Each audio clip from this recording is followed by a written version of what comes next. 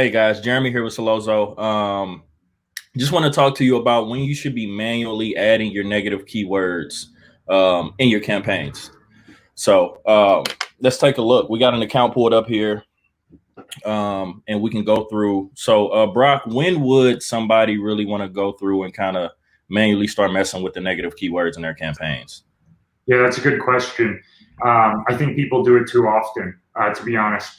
One of the main use cases is when you are trying to organize your maybe branded terms and non-branded terms. Hmm. That is a great application of phrase negatives. So, for example, if you want to make sure that your campaign never has your brand name terms in it because you are bidding on those elsewhere and you want to view that data separately, you would want to go ahead and put a phrase negative of the brand in. The other reason you might want to apply negatives is if your product has terms that are relevant to two separate niches. So there are a number of products where the number one search term could apply for two entirely separate products with different use cases. And it happens more often than you would expect.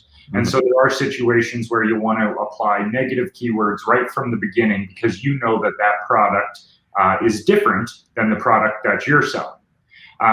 It's very easy to do, and you can do it from the PPC manager. Okay. Now, you can do it from manual or automatic campaigns. And so all you have to do is click the actions button. Then you'll go down to create negative keywords.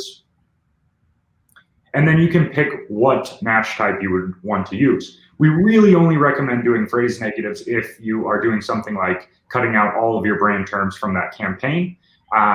Otherwise, we highly suggest going with negative exact for every application, and then you can just put the keyword in right here. Gotcha.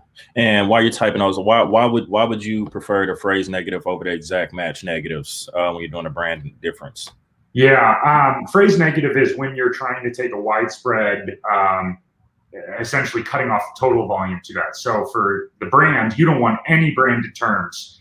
Whether it's long tail, SKU specific, anything that has your brand, you don't want to be bidding on it.